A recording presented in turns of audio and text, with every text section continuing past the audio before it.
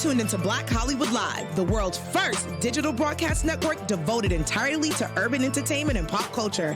Tune in right now. Woo! Welcome and welcome back, my people. The people, we are happy to see you. This is Black Twitter. I'm your host, James Maple, and I could not do this alone. I have some fabulous people who are with me right now.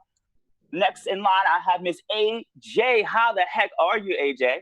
Hey guys, I'm glad to be back. It was an emotional week, but we're gonna push through for the fans. Absolutely. And of course, I have the lovely Miss Ashley Dior Jones. What's up with you, girl? Hey guys, I'm just glad to be back. You know, it's been a heck of a week. We've been through a lot, but this makes me feel better to be around you guys and be able to talk freely and just celebrate each other. Yeah, I'm just happy to be back. Mm-hmm. All right, and the man, the myth, the legend, Mr. Elgin Ball. How are you, sir? I'm doing good. I'm ready to be back, especially after this week, and just knowing that we don't fold under pressure. So I'm ready to go. There you go. I cannot be more excited to see you guys as well. But before we jump into our show, Ashley has a quick message to all our fans out there. Yeah, guys, we just wanted to take a minute and just say that we really are all in this together, especially as like the Black community. And we want to thank you for allowing us to take some time away and off the show last week, just because we were all going through some really emotional times, just like I'm sure most of our viewers were. And we just want to say thank you to AfterBuzz and to Black Hollywood Live for allowing us that time to breathe and kind of digest everything that was happening and really just start to try to protect ourselves and go out and do the work that needs to be done. So, you know, we're here for you. We're all in this together. Please talk with us in the chat if you have, you know, any things you need to get out. Like, this is a very open forum. And we're just glad to be back. And we hope everyone's doing okay in the circumstances. Ashley, we could not agree with that sentiment more. I am so excited to jump into this week's episode. We have so much to talk to. We're going to be talking about, I would dare to say, the most important topic of this entire show, George Floyd's funeral. We're going to be getting into that very soon. I'm going to be talking about Club Quarantine. As I do, I got a lot of juicy gossip coming up. Ashley is bringing you all the Black Twitter news that you need to know. And of course, Elgin's coming through with all the drops coming up this week. And at the end, my favorite, everybody's favorite, it should be your favorite if it's not, the petty crimes. AJ always comes through with that. So I'm super excited. So why don't we jump in with AJ right away while we're on that, and we will start with the first topic, the most important topic, as I said before, George Floyd's funeral. AJ, what you got for us? Yes. So guys, if you didn't know already, today was the funeral of George Floyd in Houston, Texas. It was at the Fountain of Praise Church, and it aired on TV today as well. Now, the program not only talked about Floyd's life, but it also included a list of speakers, music renditions, and dignitary remarks from Joe Biden, who was the former Vice President of the United States, Congressman Al Green, the 9th Congressional District, Congresswoman Sheila Jackson Lee from the 18th Congressional District, and Houston Mayor Sylvester Turner. So as you all are looking at right now are just some clips from the funeral. And the program also included photos from the rallies and the protests, all ignited by Floyd's death. So I wanted to share some recaps from Twitter. So right now I'm gonna just show some videos that they shared on Twitter from the funeral, if you guys missed it. So one of the first clips we have is the sign language lady. Everybody Twitter loved the sign language lady, so we want to show that clip real quick. She was going in on the sign language guys. So yes, they're going to show that clip shortly. And also we have clips from Hezekiah Walker, the gospel singer. He did Every Praise. They was real lit for that performance. Because I will say, you know, it was a good service. You guys, I feel like I was just back home at a good old Black church, just, you know, getting it. So yeah.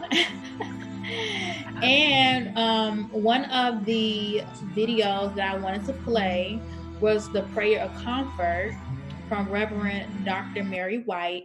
It was very powerful. So I want you guys to watch this clip of her speech really quick when they're ready to play it. So if you guys can take a second and listen to that. Master, we thank you for this celebration. We thank you for the life of George Floyd, oh God, that at a moment when he called out for his mama, we believe that the ears of mamas across this nation reared up, that the ears of mamas across this world heard him cry, even though for one mama, all mamas began to wail. We began to wail for our children.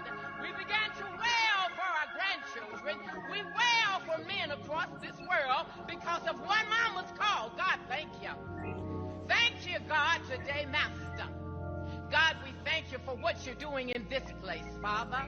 We thank you that I ask that you would ignite upon us, oh God, cloven tongues of fire. Father, because cloven tongues of fire will decree and declare and proclaim righteousness. We welcome your presence that's already in this place. Master, we thank you for this celebration. We thank you for the life of George Floyd, oh God, that at a moment when he called out for his mama, we believe that the ears of mamas across this nation reared up, of the prayer of that the comfort ears of by mamas Reverend across this world Dr. White. So also I wanted to share some very powerful quotes from Reverend Al Sharpton, because he was there, and let me just say, y'all, he was on fire. Okay, he was giving history lessons, he was speaking the truth. So we're gonna let the church say amen after I read several of his quotes. One quote said, he said, George Floyd's story is the story of Black folks, 401 years. You had your knee on our neck. What happens to George Floyd happens in education and healthcare. Get your knee off our neck.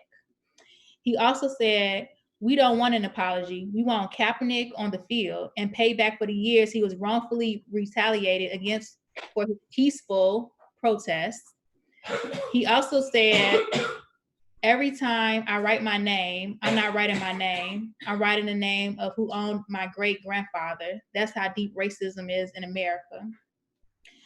And he also said, his last quote was, until America comes to terms with what it did, we will not heal because we aren't recognizing the wound.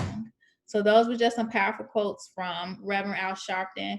And also at the funeral, we had a pic of Kevin Hart was there, Tiffany Haddish, Ludacris.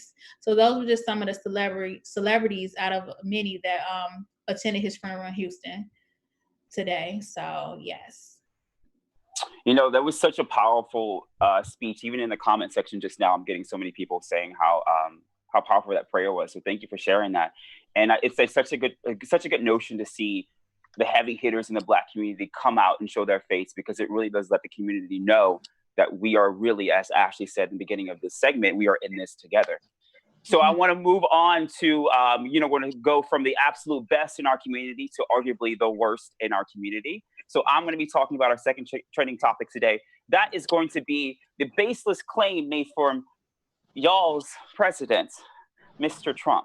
So in case you didn't know, I'm sure you all have seen many of the videos being circulated right around regarding police brutality that's been happening more and more frequently, especially given us having cell phones, we can record it and upload it immediately. One of which was a 75-year-old man named Martin Gugino. So if you guys have seen this video, you've seen that the NYPD actually pushed this man down.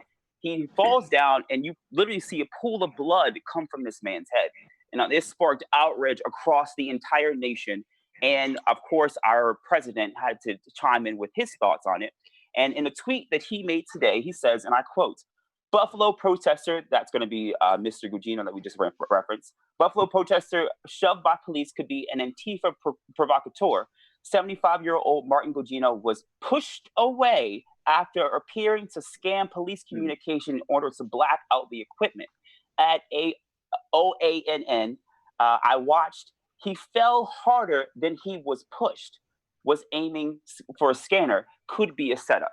Now, I was in, as you all can see from my actual, I posted this on Instagram, and I was furious, absolutely furious. You know, just when we think this man could not reach a new level of depravity and debase the office of the presidency even further. He does this. He mocks and almost like fans the flame of racist sentiment in this country. Now, before you guys chime in, I want to give you some context and give you some more responses from Republican senators and Republican representatives to give you some insight to kind of how they spin it, as they oftentimes do spin it.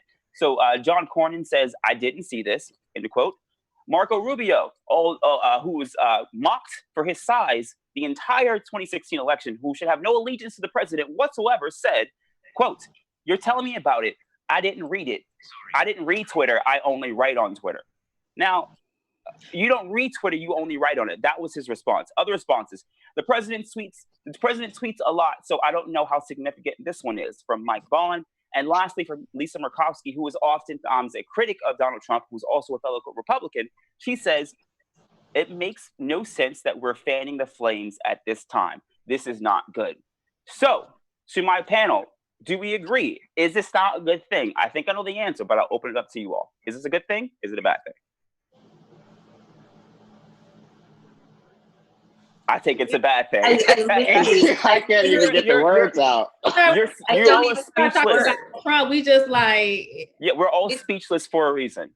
It's the most ridiculous thing that I have ever heard. And the fact that these Republicans are still turning a blind eye to this disgrace is just baffling to me. It's like, you have to see it. Like, the only reason you don't see it is because you're choosing to look away. And that's even worse. So I've had it. Even then, I was confused. Like, why would someone set themselves up to be pushed on the ground and lay in a pool full of blood, like in the back of their head? Like that's what confuses me the most. I'm like, I don't know. AJ? The man is 75. I mean, right. That's what I'm like, really? Are you serious right now? From what I understand, too, this man, Martin Gugino, is a pretty big deal activist who's been activist. He's been fighting for human rights and Black rights for decades. So it could not have been a worse person for this president to mock. And again, it's baffling to me, like you said, Ashley, that these Republicans are still standing by this man, no matter what he does. It seems to be okay. And I think now too, we're 3.5 years into his presidency. If you support this man still to this day, despite all the things that he's done, I don't think there's anything he could do to lose your support. Listen, it's like at this point, if something is wrong, it's still right in Trump's eyes. So, it could be very blatant, like right there in front of your face, but Trump will find a way to make it right. He will. So you can't even like tear gassing people to have a photo opportunity in front of a church where he held the Bible upside down and backwards. The strangest man doing the strangest things and during the strangest time. Speaking of strange people and Trump sympathizers, here we go. Let's settle in for this one. Ashley, you have some interesting news regarding everyone's favorite rapper, Kanye West. Tell us about it. I do have some very interesting news in regards to Mr. Kanye West. So apparently there are some rumors floating around that he has thrown out all of his MAGA hats and that his support of the 45th president of the United States was all a hoax. And all a hoax for what? To help get people out of jail because, he has the clemency, like you have to go to him for clemency orders. So that's what the word is on the street, that it was all a joke, all a hoax. As you can see, I'm sure you guys saw, he was at protests over the week in Chicago. He even donated $2 million to the families of George Floyd, of Brianna Taylor, of Ahmaud Arbery. And so people are like, wait a minute. Whose side are you on? I mean, I don't know about you guys, but my first kind of political encounter with Kanye was with George W. Bush, when he was like, he doesn't care about Black people. And I was like, oh, great, he doesn't. Kanye's my best. And then a couple years later, we see him in a MAGA hat, and we were all like, say what now? So word on the street is it was all just a hoax. What do you guys think? Could this be something that Kanye actually just conjured up to get under the president's or get on the president's good side so he could get what he always intended was to help get people out of jail? What do you guys think? I'm gonna go last. I'm gonna let y'all go first. Okay, somebody said. No, I was gonna say the same thing, Elgin. Go ahead. Somebody said Massa kicked him out the White House. I'm sorry. Wow. No, that's hilarious. And true. A hoax. I'm very confused by that because this is my thing. Like, even if it was a hoax, even if you did like this whole elaborate scheme to say that you're saving your own people at the end of the day, like you tore them down at the beginning. Mm-hmm. So it's like, yeah, like if this was all true, like you probably done some good, but like it was at the expense for your own people at the end of the day. And I don't think it's something that's unforgivable, but that's me. But I think for the vast majority of people, you can't come back from that. So I don't know how everybody else thinks, but yeah. I agree. This may be one of the first moments in time I agree with Kanye West. He is a joke. He is a joke. We all think he's a joke. Kanye, slavery was a choice. West needs to sit the FUCK down. We do not want to hear from you. I feel like there are people in this world who have money. You should have money and donate and shut up. He needs to just shut up. I'm tired of Kanye West. I'm tired of him popping up. I'm tired of his crap. He lost himself for me in that comment of slavery was a choice. And I forget the young man, the reporter at TMZ, who reamed him out in front of the entire TMZ office. The United States and the Black population need to do the exact same thing. He tried to come back with this little Sunday soul thing and rally in the like evangelical Black crowd, not falling for it. And he was trying to come back with this, not falling for it. He needs to sit down and shut up. My 2 cents. I like how he censored himself, though. 5 cents. So let me tell you why I can kind of believe what he's saying. I believe he was faking it because, okay, I think Kanye is a genius. Okay, I think people don't understand him. But if you think about what Kim Kardashian was doing, she went into law to get people out of jail.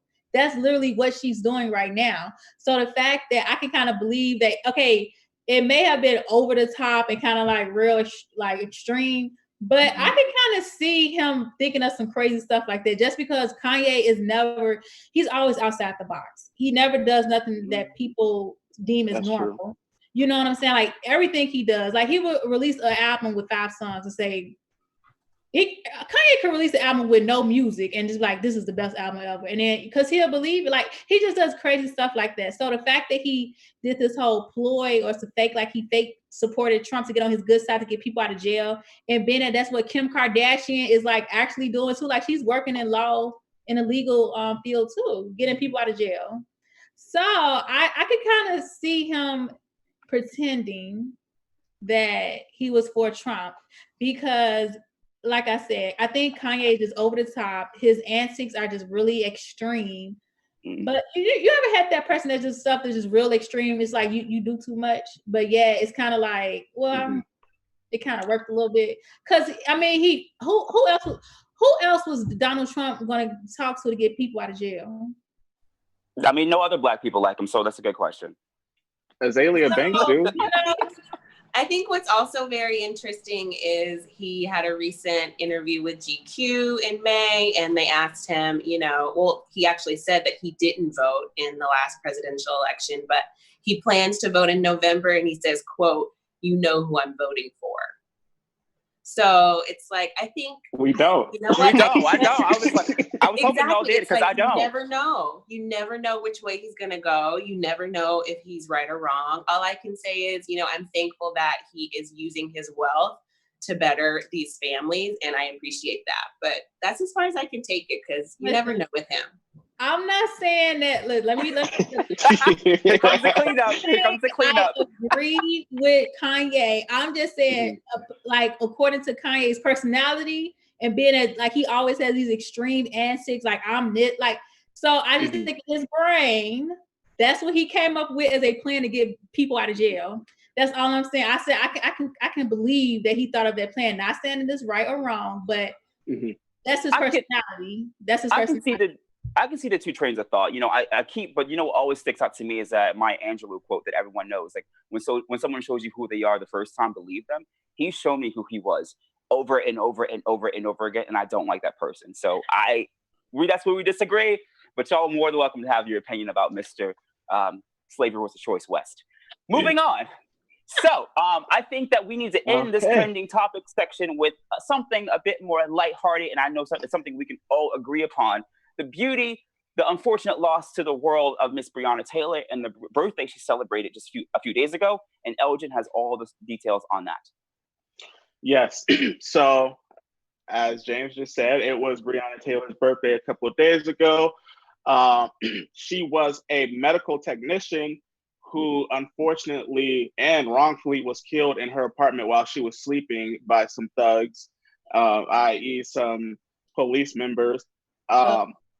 But it was so amazing how everyone on Instagram and on Twitter just came and celebrated her birthday. I know some notable people from #book, Danielle Pinnock and Lenise Frederick. They did like a whole happy birthday special to her, like gathering many celebrities and other artists and actors to come together and give her a warm happy birthday. And there was just so many people across the board that gave her this special moment that she needed, and also to bring awareness to the movement, to bring justice for her, because a lot of people are trying to, push that to the side when it should be up in the forefront. So it was really amazing to see that. And it just reinforced in my mind and in my spirit that Black women, as a Black man, we have to defend our Black women, because who else is going to do it? Who else is going to stand in a gap besides God for them?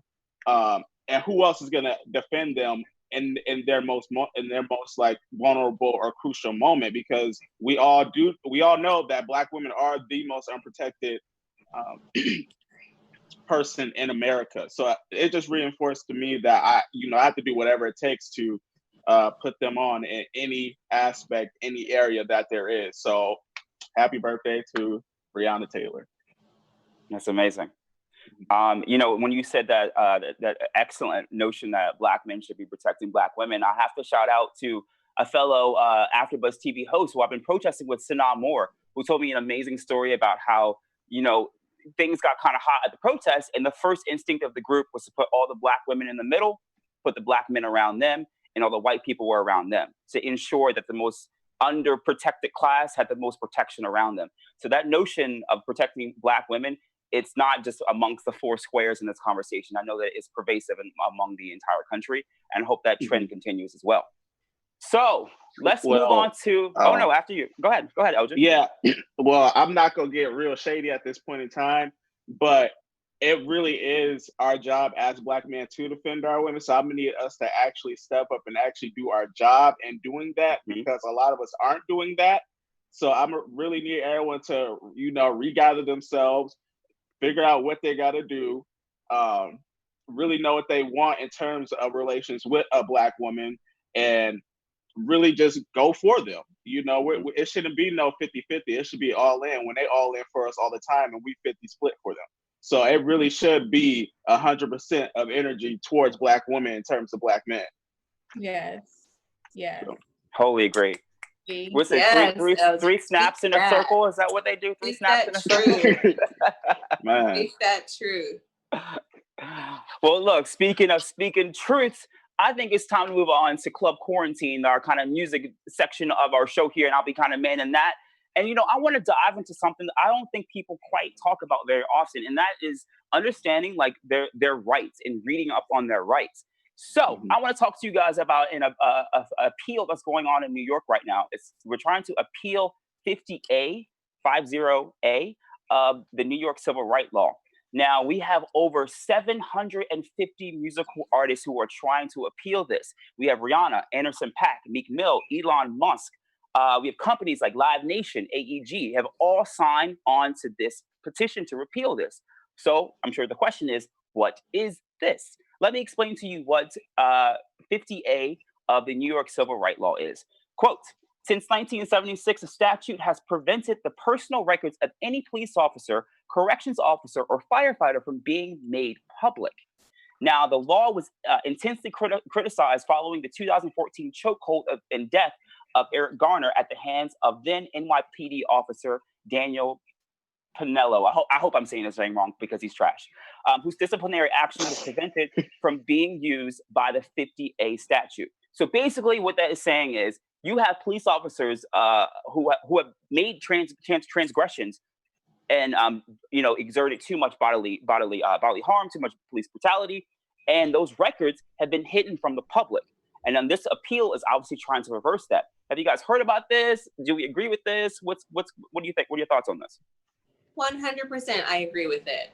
Just like there's isn't there a sexual offenders list or whatnot? Mm-hmm. We should have a police offenders list, 100%. Yeah. And they need to have and I'm going to talk about this a little bit later in the news, but they just need to be held accountable for their misconduct to the nth degree of the law, just like a normal person, just like a civilian. You know what I mean?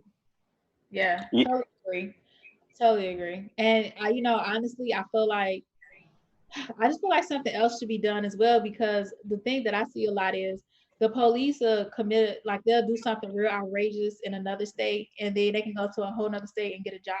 Mm-hmm. Oftentimes to the next county over and get another job. Yeah, not even another state. They'll go somewhere where it's accepted. And I'm just right next door. How? And as I was reading the story, it made me think of the heat that Amy Klobuchar got into, because she was, I think she was district attorney of Minnesota, and she allowed Derek Chauvin to stay on the force, given his repeat offenses of police brutality. So it's a perfect example of how, if that was made public in a public record, that could have been avoided. I mean, these are things that I think our audience, our people definitely need to understand their rights, and how something as small as a little amendment in the Civil Rights Constitution of New York could completely change the game. So, definitely get out there, be active, be knowledgeable about the laws that are affecting you all. I want to move on to a lighter topic, but still a little hot. So everyone's favorite talent show, America's Got Talent, is in some hot water with one of our favorites who don't take no mess. We're talking about Miss Gabrielle Union. Yes. So look, there have been claims of racial discrimination swirling around AGT. As you guys know, a couple months ago, Gabrielle Union was suspiciously fired from the show. So she's recently made some accusations against the head of the show, the head of NBC, the chairman, Paul Taleggi, rather. So let me tell you guys about some of these accusations that she's alleging. So she is alleging that Jay Leno has made racist jokes against Asian people. Now, before I continue with the rest of these accusations, I want you all to pay attention to the accusations that are put forth, because no, not all of them are about Black people. So I feel like I read online a lot of people saying as they do, angry Black women. I'm like, no. She's upset about racial discrimination happening across the board for all races for AGT, not just Black people. I'll continue. So we have the racist jokes made from Jay Leno, the late night TV host, against Asians. We have contestants who appeared in blackface, and this made it past producers. We also have contestants who were called out of their gender. We have gender fluid people who prefer to be called he or she, and because the producers feel a certain way, they will call them the pronoun that they like. And lastly, the one I think will resonate the most with us, are the racially charged comments about Gabrielle Union's rotating hairstyles. I quote, "The producers told Gabrielle Union, your hairstyles are too Black for a mass audience." Now, Gabrielle Union made complaints about this to AGT, and they did nothing, and that's why she's filing the lawsuit now. What are our thoughts on this AGT scandal? Yeah, why did it take her so long? Yeah, there was no reason why. From my understanding of the case, she made complaints, and they defended themselves. And I think it was a small window of opportunity she had just recently where she was able to, because she's out of her contract now, she was able to specifically sue NBC Universal. So I think that now those specific allegations about Jay Leno, the chairman as well, can be made public, because now she can have an open voice outside of her contract.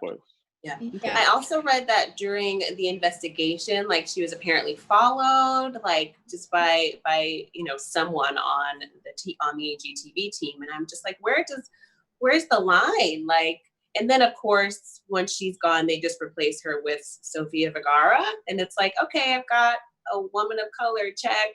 Like, let's just keep this train going. And it's just like, I'm so thankful that she, you know, put her foot down and was like, this is wrong, and take this check away from me. It doesn't matter because I'm going to speak out on the truth.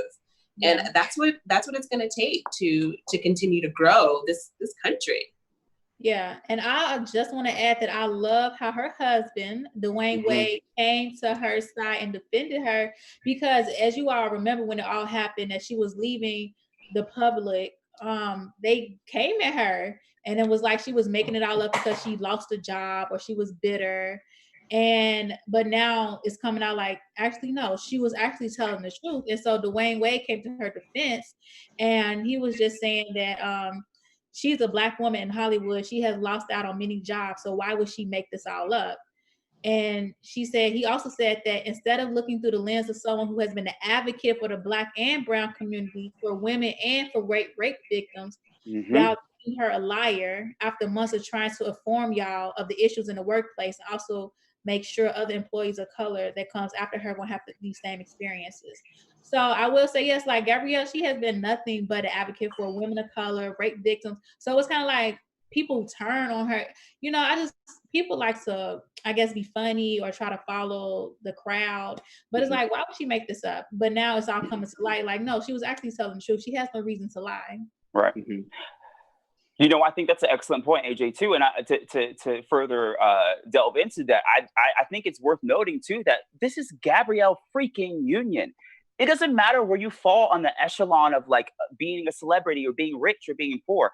Racism and racist tactics like this can affect even the best among us. So you all need to be vigilant and be aware and be on top of any type of discrimination that comes your way, because you can be Gabrielle Union, the top of her game, married to a man at the top of his game, both juggernauts in their industry, and still face racism on a daily basis. But you don't have to put up with it, and you have outlets and avenues to go down to defend yourself. And kudos to Gabrielle Union for standing up for herself, because Lord knows she did not need that check. So we can all imagine she's doing it for the right reasons.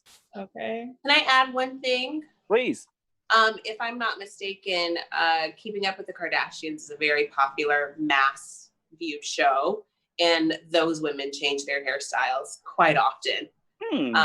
So let's not leave that out. That it's okay for some audiences, but not all. I just wanted to make that note. Yeah. Well, they usually copy Black women's hairstyles, but yeah, exactly.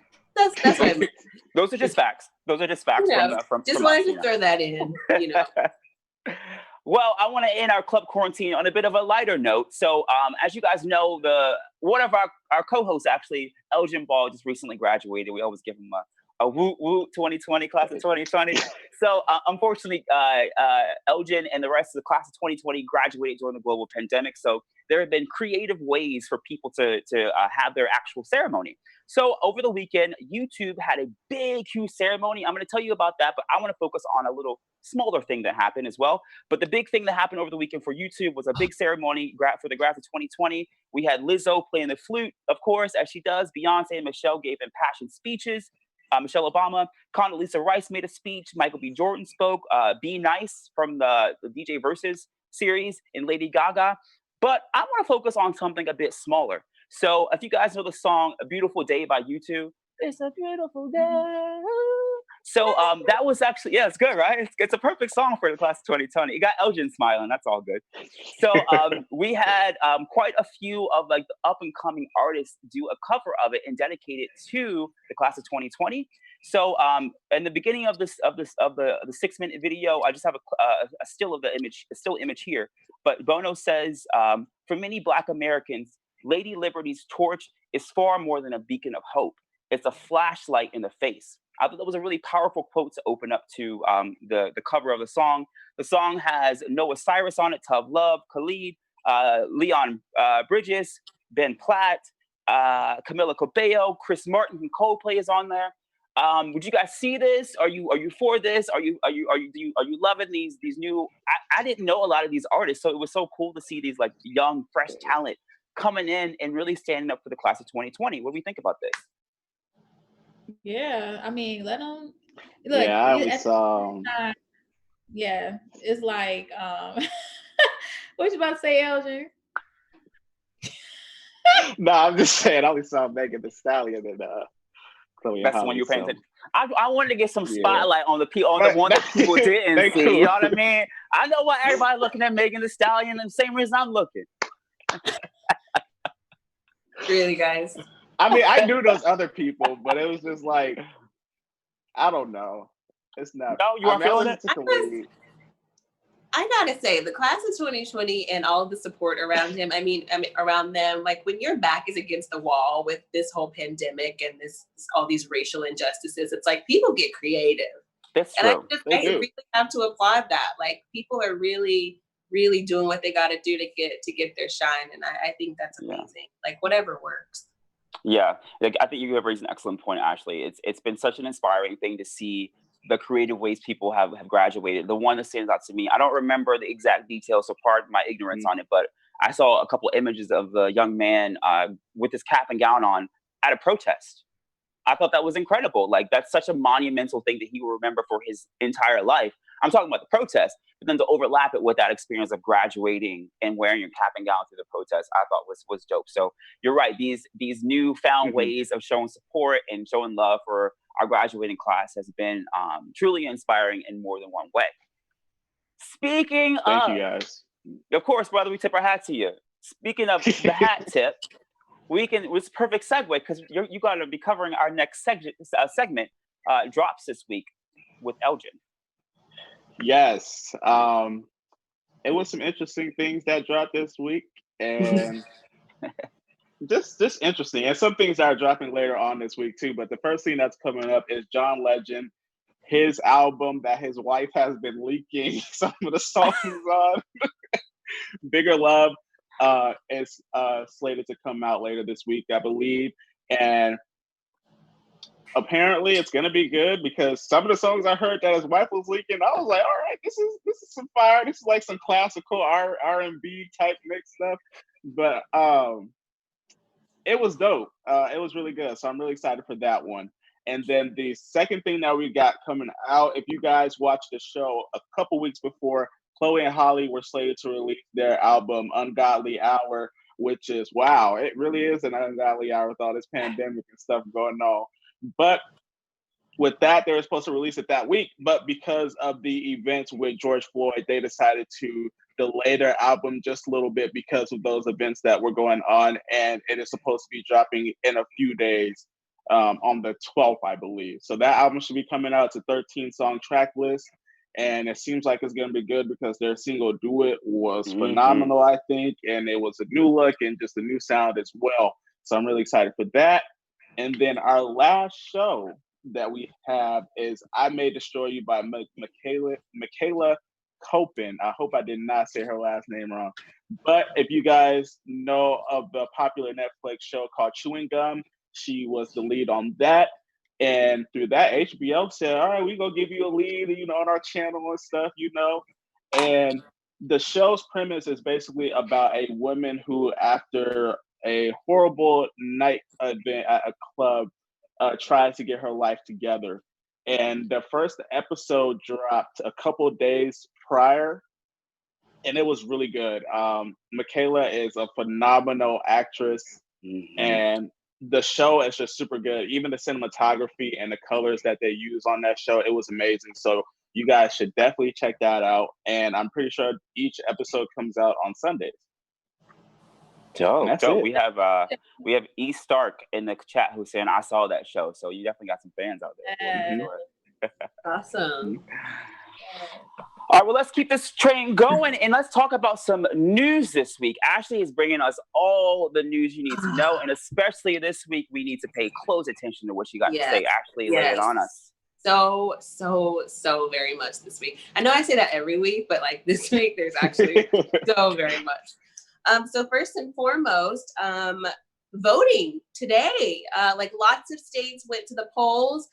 Georgia, Nevada, North Dakota, South Carolina, and West Virginia all took to the polls today for the primary summer elections. Unfortunately, we got some bad news about Georgia and some voting suppression issues. So this is not new news. This has been happening for decades. And, we're continuing to fight for, voter equality. And the voter suppression in this particular instance is just that in Black and brown communities in Georgia, lines are extensive. I mean, people are standing in lines that are quarter miles long, hours and hours at a time, because machines are broken. And I mean, when you're in that line and you're waiting to, cast your vote, it's so easy to just step out and to it's just not worth the hassle, but it's so worth it. So, we really encourage everyone to stay in those lines tonight, stay as long as you can, make sure that your voice is heard, because without it,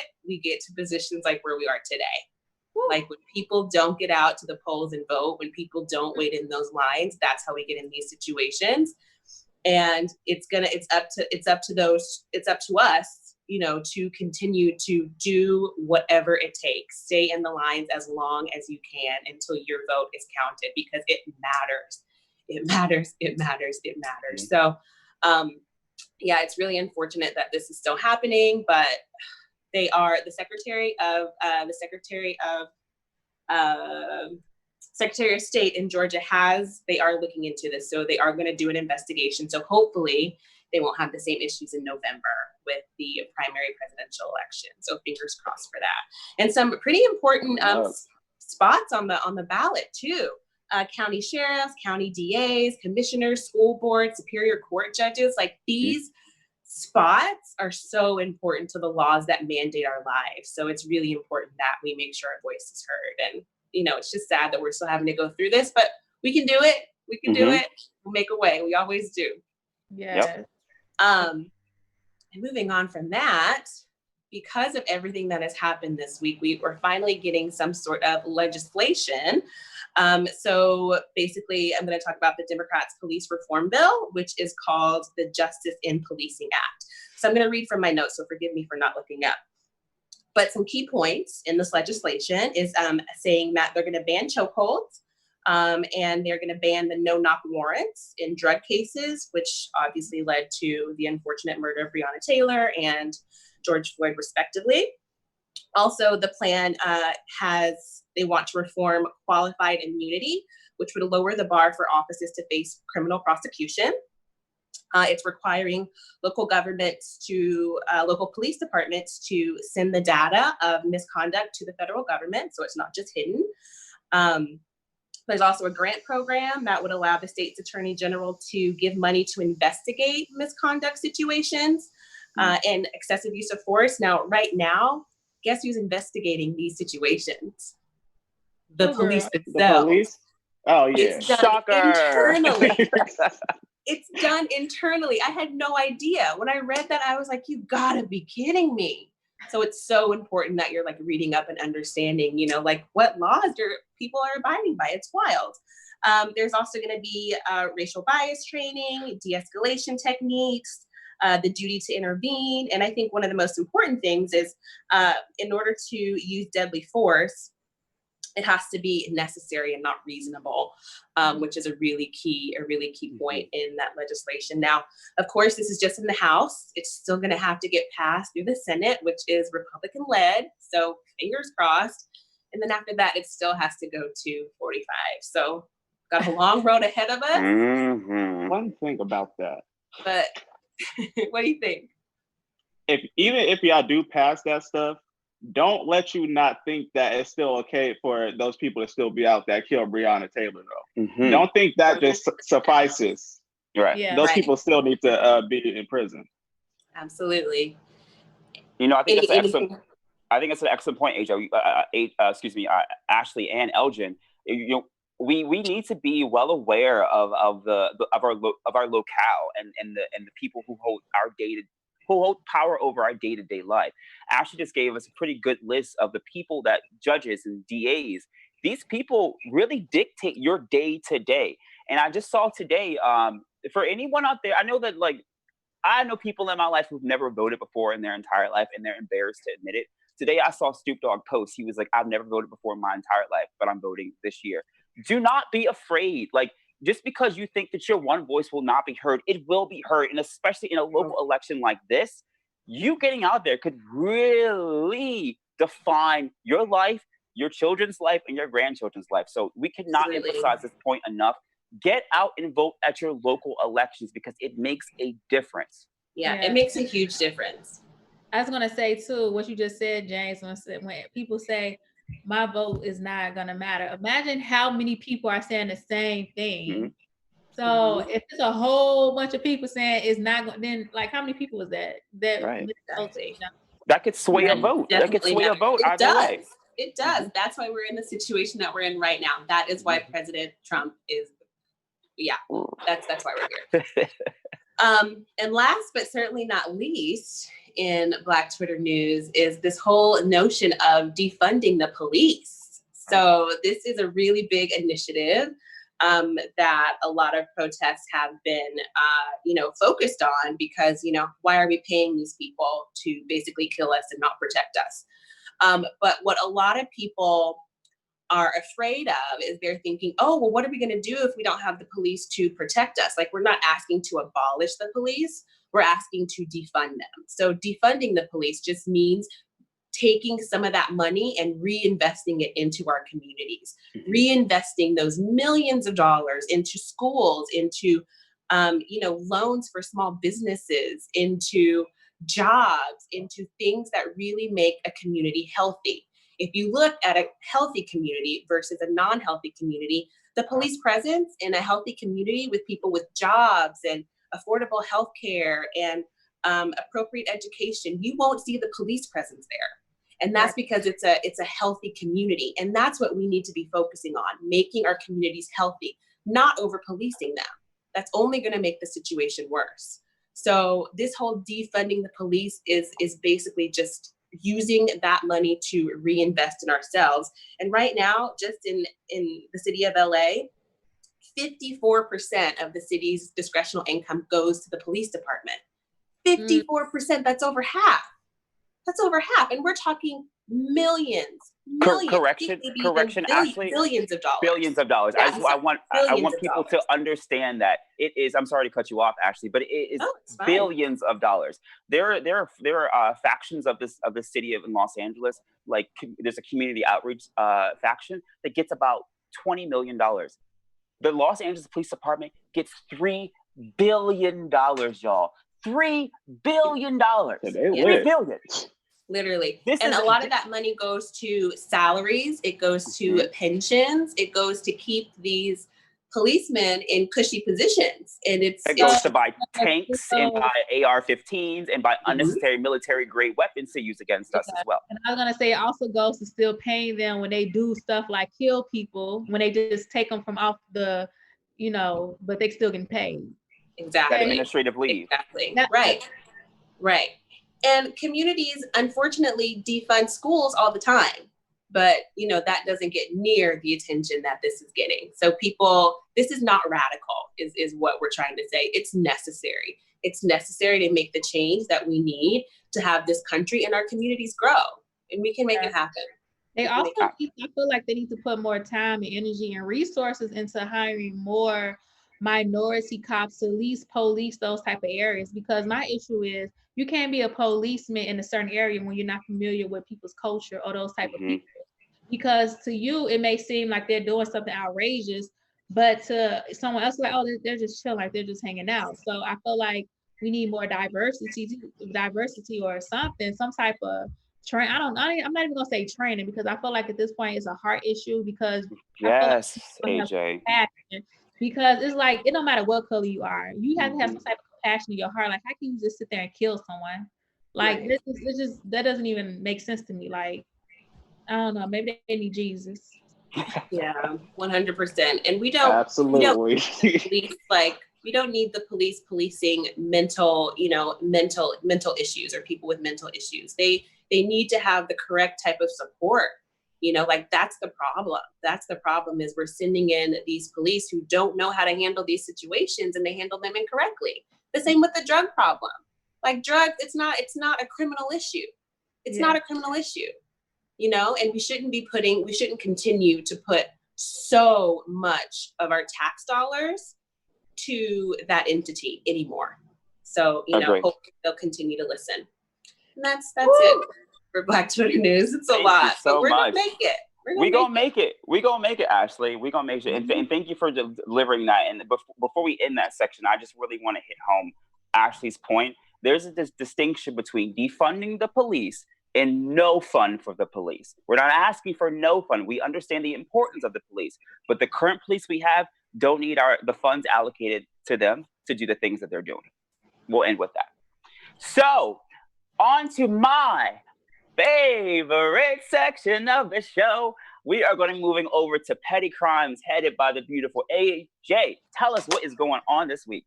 Well, to continue the conversation with Ashley with the police, rapper Rise G made a new song, F the Police.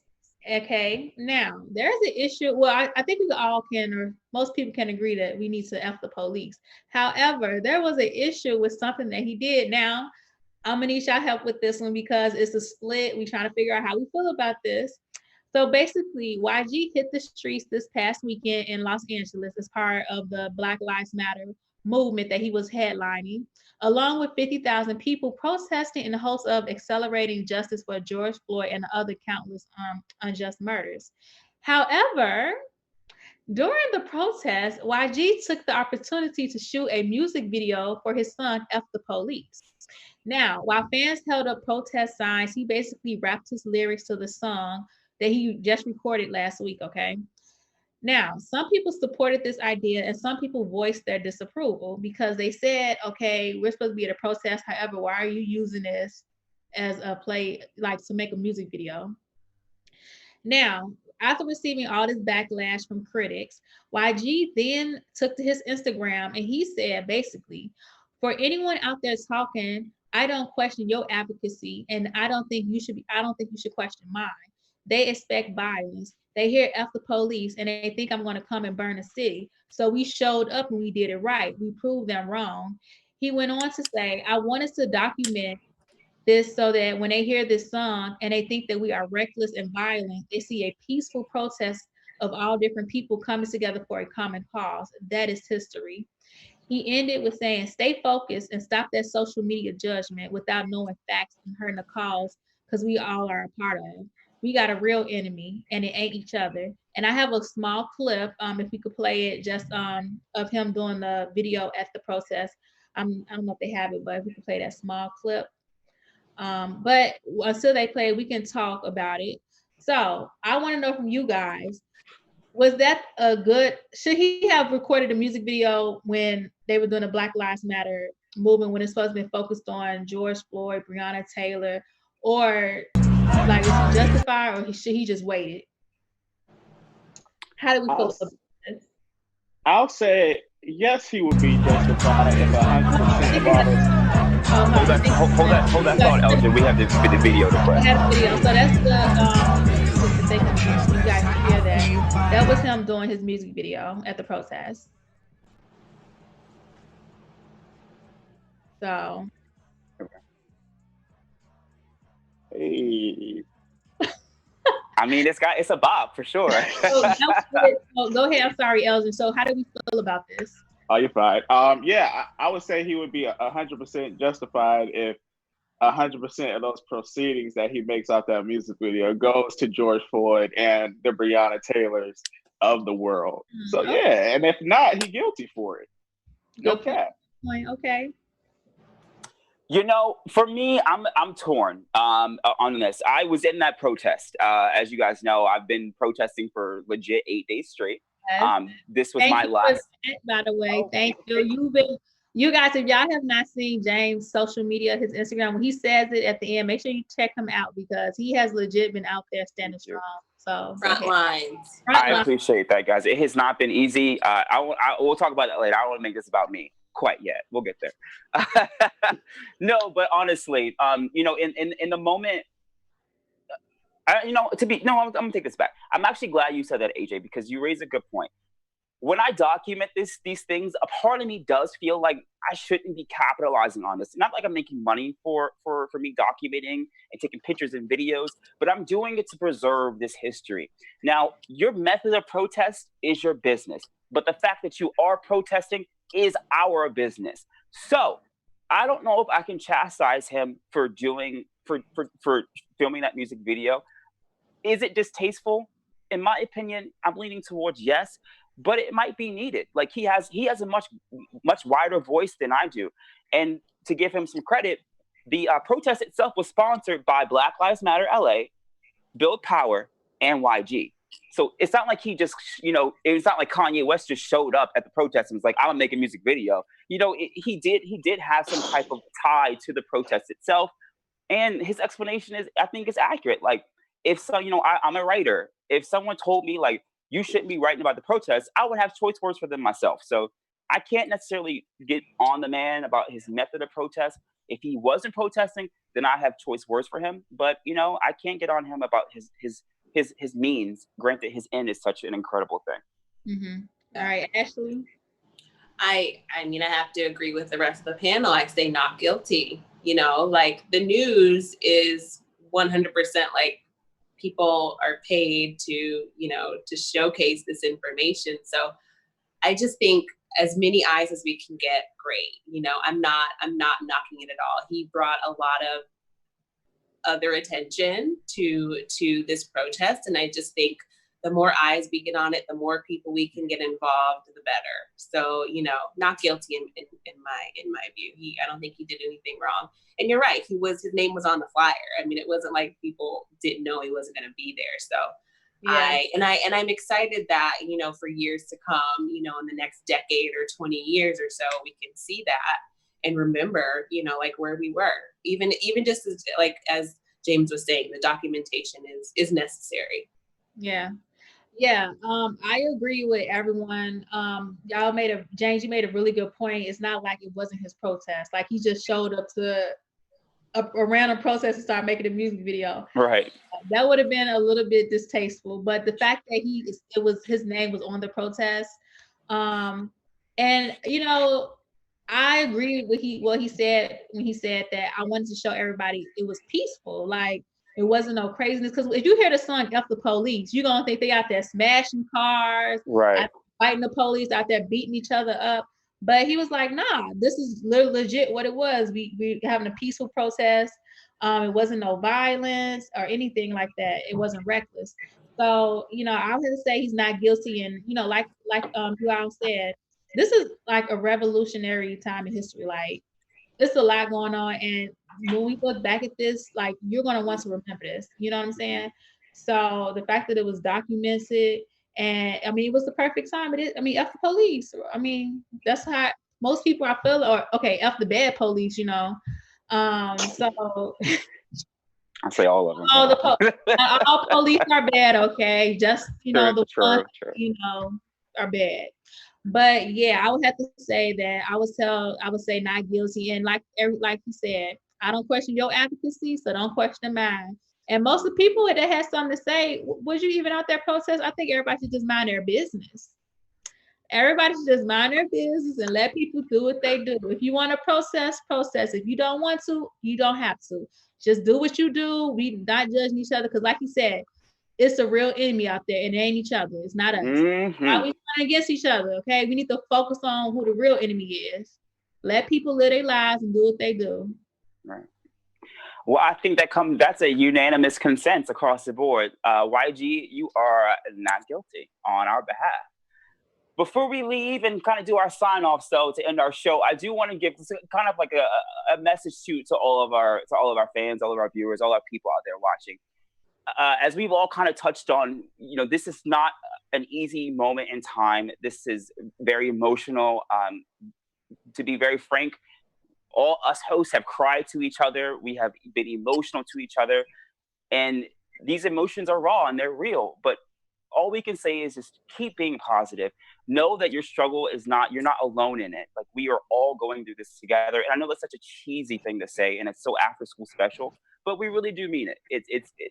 we are learning a lot about ourselves as Black people, as white people, as a human race, as Americans. We're having to uproot a lot of the negative things that we've experienced, and a lot of generational trauma has come up again, and it's not easy to digest.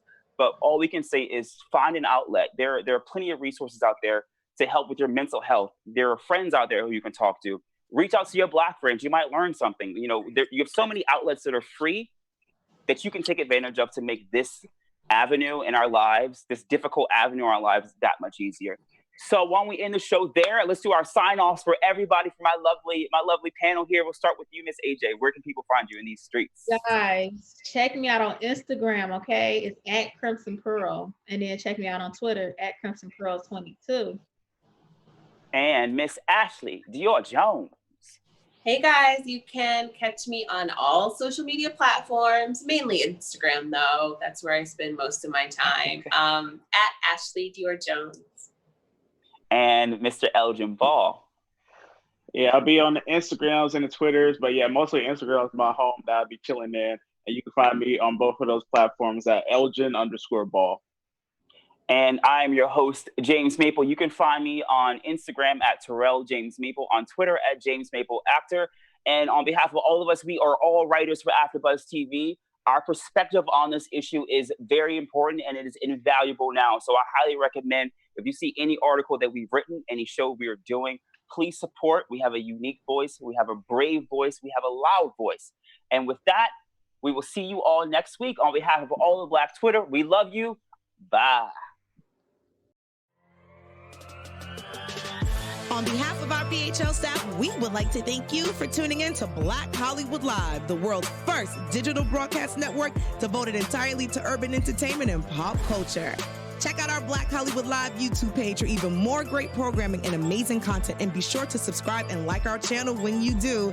I'm your BHL host, Nakia Monet, and you can find me on all social media at Kiki Boom Boom or at Black Hollywood Live. Black Hollywood Live, Hollywood redefined.